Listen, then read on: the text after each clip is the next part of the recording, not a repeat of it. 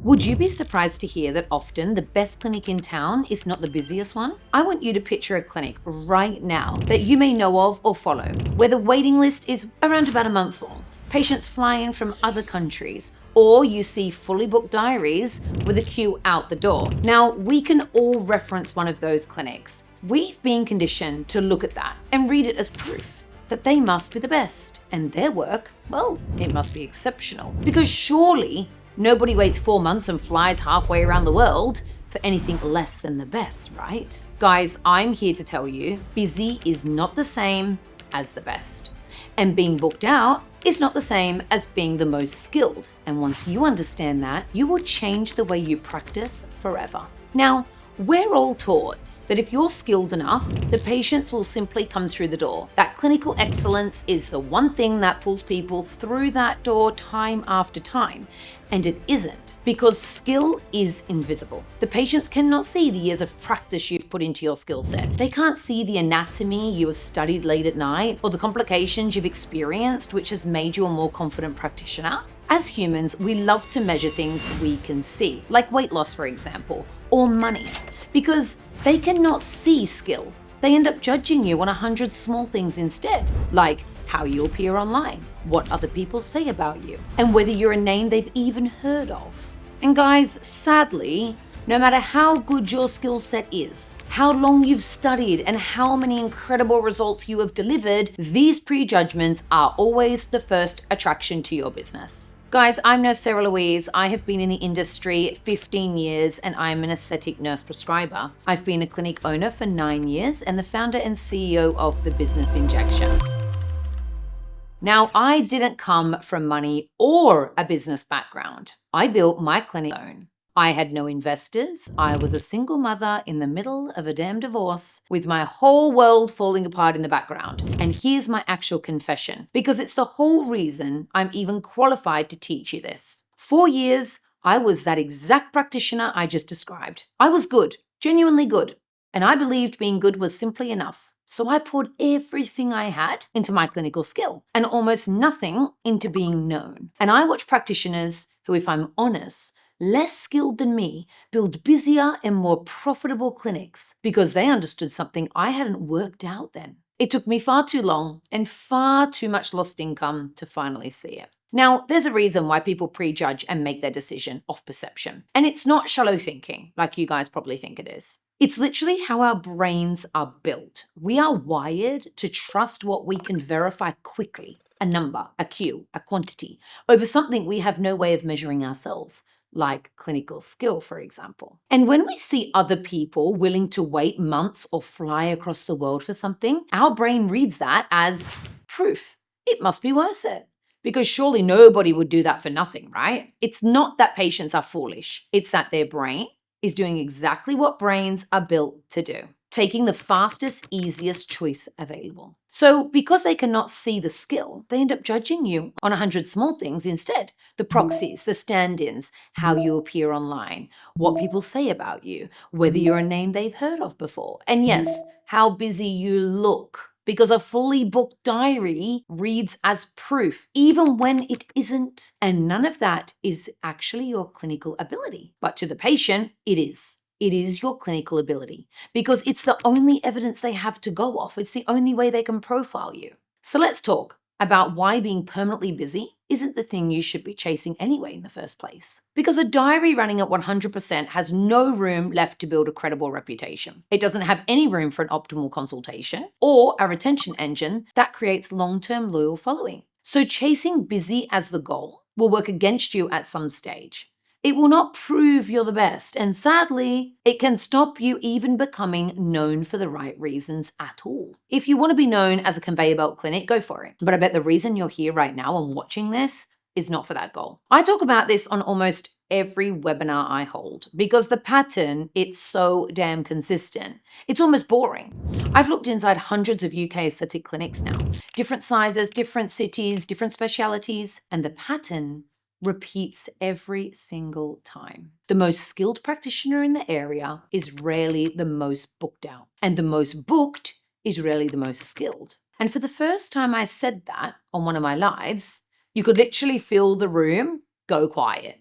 because everyone in that call knew exactly which clinic in their area I was describing. So let me be really clear what I don't want you to do, because I don't want anyone watching this to think I'm telling them to become a worse injector, or to do gimmicks, or to start doing discounts, or shout the loudest on social media, because that's not correct. This is about understanding your gap, the gap between how good you actually are and the gap between how known you actually are. And when you close that gap properly, everything aligns completely synergistically. Now, if you're the practitioner that other injectors quietly send their tricky cases to in the middle of the night and message saying, "What would you do here, Sarah?" but your diary still has spaces you can't explain, this is your diagnosis. And I promise you, it's completely fixable. So if patients can't judge the skill, what are they actually judging? They're judging those proxies, like I said, because the real thing is hidden from them. They judge how confident you sound on the phone. They judge how your clinic looks the second they walk through the door. They judge your reviews,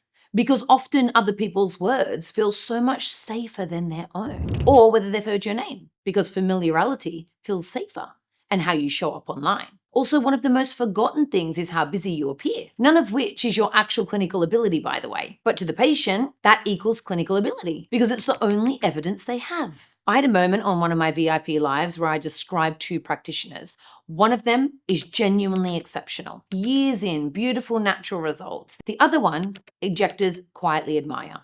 She's quiet online. A handful of old reviews from 2 years ago. Her prices sit lower than they should because she finds the conversation about money really uncomfortable. And the other one is perfectly good, safe, competent, nothing wrong with her work at all, but nowhere near the first one on pure skill, except she shows up everywhere. She's got a clear speciality people can describe in literally one sentence.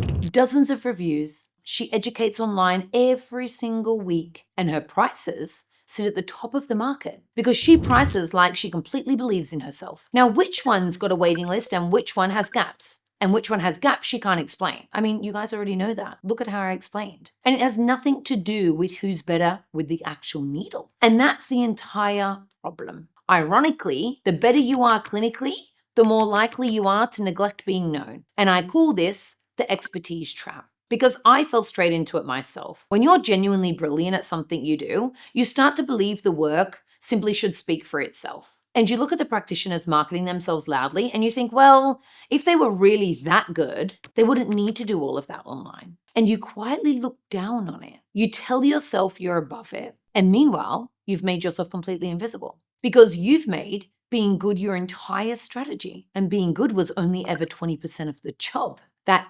80-20 split is something I bring up consistently. So what is it? Because once you understand it, nothing about your business confuses you the same way again. The clinical, the actual injecting is the 20% of what determines whether your clinic actually fills up. And the other 80% being known, being trusted, being chosen ahead of someone else. Now that's the part nobody actually trained us for. And it's the part that fills the diary. Although, as we've already covered, filling the diary completely isn't even the win you think it is when there's nothing left in it for retention. I remember exactly when this made sense. I was sitting, looking at a frustratingly quiet diary, feeling that horrible mix of frustrated and honestly a bit embarrassed. And I caught myself scrolling. Someone I genuinely knew wasn't actually as experienced as me, watching their fully booked week roll past thinking, but my work is better than this. And it hit me properly.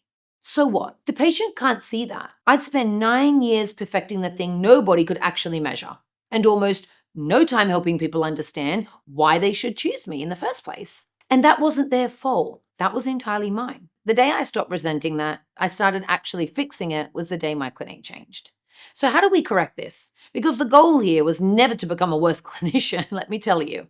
A better salesperson or permanently fully booked with no room left to breathe. It's purely to close that gap between how good you actually are and how known you are. The first thing is deciding what you're actually known for, because most clinicians are known for nothing in particular. They offer everything to everyone, which means no patient can describe them in one single sentence to a friend. And if a past patient can't describe you in a single sentence, you don't have a brand. You have a treatments list. Now, the first fix. The fix is deciding deliberately what do you want to be known for in your area. Maybe it's the most natural looking results. Maybe it's one specific treatment you do better than anywhere else around. Or maybe it's understanding a particular type of patient more deeply than anyone else does in their consultation. And I'm not telling you to stop offering everything else on your treatment list, but I'm telling you to be famous for one thing. Because the place that does everything, they become forgettable. And the practitioner who does the most natural lip work in the country is unforgettable. I hear the objection every single time I teach this, but Sarah, if I niche down, won't I turn away loads of patients and lose them? No. And it's actually the opposite. Being known for the one thing that magnetizes you, it doesn't shrink you guys. It will grow you. Secondly, the next thing is dragging your invisible skill into the light where people can actually see it. And this is where reviews stop being something you ask for and become a proper system in your business. Because a patient trusts 20 strangers' words more than they trust your own. Just like you trust asking a colleague about buying a device than you will the rep. So you decide the exact moment you ask, which in all honesty is the best at the review appointment, when they can see their result in the mirror and they're genuinely delighted with the results. Make it easy, one tap for them as they're leaving. And you do it every single time, not just when you happen to remember about getting a review. Your patients are happy, you're just not sharing it. 5-star reviews will do more for your diary than any course or any certificate will ever have.